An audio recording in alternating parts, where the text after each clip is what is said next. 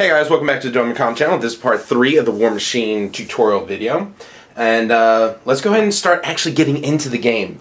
So the first thing you do when you're deciding you're going to play in a game is you lay out some terrain and you discuss with your opponent what the terrain is.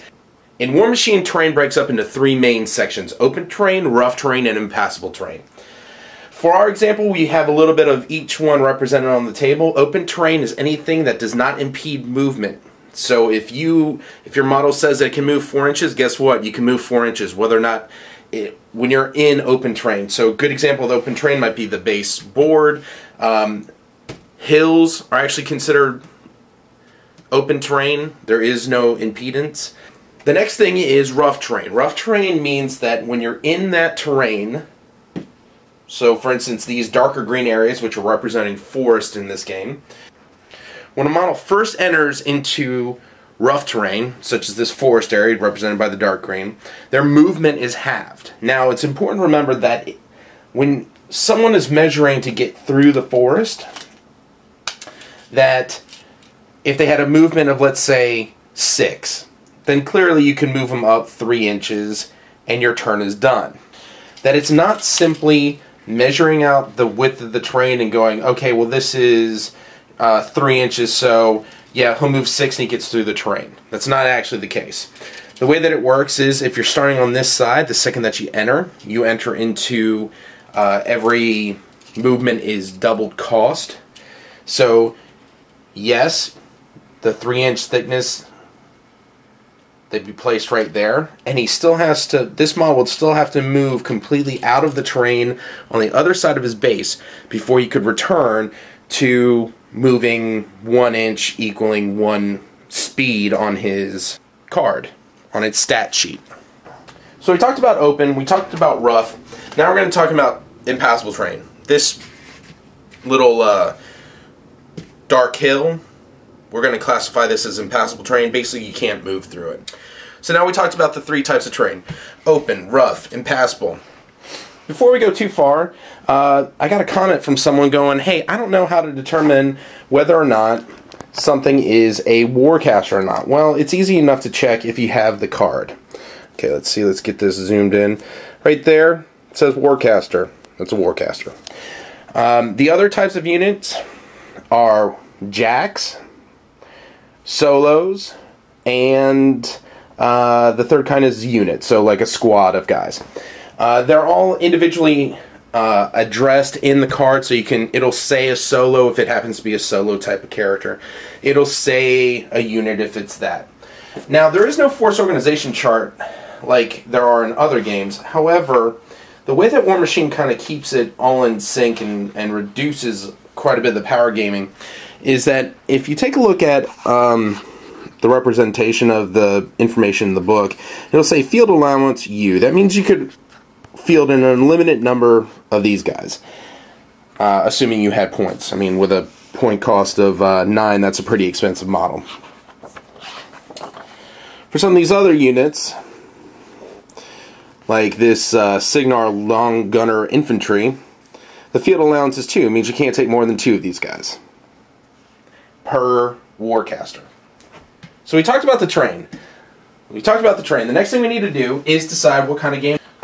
So there is a chart. It's on page 90 in the rulebook. There's 6 missions. There are actually some missions that are actually geared for multiplayer beyond 2 players. But they pretty much give you multiple ways to go about deciding what scenario you're playing. You can just pick one, or you can roll a 6-sided die. Now what's interesting about this is that based on which mission you pick, sometimes it actually prohibits you from using particular units, which I think would be a nice twist for tournaments to really like keep people from flooding the field with extra guys and really focus on creating a balanced army. But for this one, we're using battle groups. It's only Warcasters, it's only jacks, so we're going to just go ahead and choose Mangled Metal. Mangled Metal is a standard, basically destroy the other Warcaster. That's the only way to really have a victory condition. And the only units that are allowed in this particular scenario is Warcasters and Warjacks. Hey, guess what? Perfect scenario to play when you're playing a battle group. Is each faction is going to go ahead and roll a die to see who goes first. Okay, so Khador rolled a 4, Menoth rolled... So the person who gets the highest score actually can choose to either go first or allow the other team to go first. Whoever does go first gets to choose the side that they want to start on. And in a normal 4x4 table, it could be any one of the 4 sides. But in this game, we've kind of shrunk down the table a little bit. We don't have that many models on the table. So they're going to have to start to make sure that there's 4 feet in the battle zone. So Khador's going to go first, and they're going to go ahead and set up over here. Now, guys, realize that this is not a tutorial on best strategies, or anything like that. This is just how to play the game. So, upon deploying, it's now Menoth's turn. They deploy. So now that both sides are deployed and ready to go, let's go ahead and start the game. Khador deployed first, so they're good to go first. And the first thing you're going to do is find some way to represent focus. Focus is very important asset that you need to keep track of it on. So for Khador, we're actually going to use pennies because I don't have the Khador tokens. There are tokens that are actually geared for the game that you can purchase that have a set number of focus tokens as well as effects based on the spell. So each one of the sets isn't based on an army, it's actually based on a warcaster. And if you have the set for the warcaster, when certain things happen like Warjack is knocked down, it's easy to represent by just utilizing these little tokens. So since I have them, the tokens for Menoth, will use those tokens. But again, I mean, you could use anything. I was going to originally use nickels, and then I realized that I actually had the tokens. For Khador, we're going to go ahead and use pennies. Now, Sorsha, you look at your card. So you look at your card, and you see that Sorsha has a focus of 6. And this is where it's identified on the card.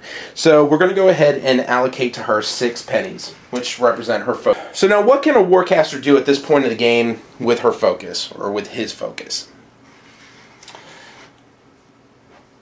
They can hold on to them all. Maybe they want to cast a bunch of spells. They can allocate focus to the Warjacks in their control area. How do I determine their control area? It's one of the few things that you can measure at any point in the game for.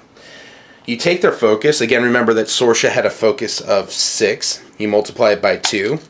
And that's the distance away from the model to determine if a Warjack is in Sorsha's control area, or if any model's in her control area.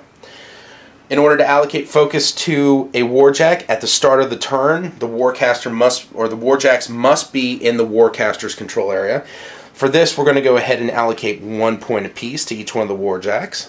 If Sorsha had an upkeep spell, she could spend 1 focus to maintain that effect. Right now it's the start of the game, so no spells have been cast yet. So there's nothing to upkeep. And we're going to go ahead and start and move the Khador force. So now that I've allocated these focus points to the Warjacks, what can I do? What can they do with the focus point? Well, there's a whole lot of things, and we might actually do a video specifically on what can a Warjack do with focus. For this game, though, we're going to go ahead and they want to get into the action, so they're going to use their focus to run. What happens when a model runs? You take their base movement speed. In this case, for both of these Warjacks, it's 4. You multiply it by 2. If a model runs, they can do nothing else that turn. There's no firing, there's no melee. They ran. So we're going to go ahead and move them up. And again, if you remember correctly, hills are classified as open terrain. So we're going to go ahead and he's going to run up onto the hill.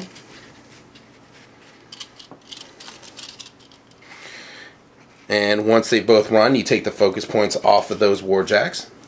And Sorsha is actually going to go ahead, move forward with her speed of 6. And once she is there, she is going to cast, Fog of War. It'll cost her 3 focus points, leaving her with 1 left. Now what does Fog of War do?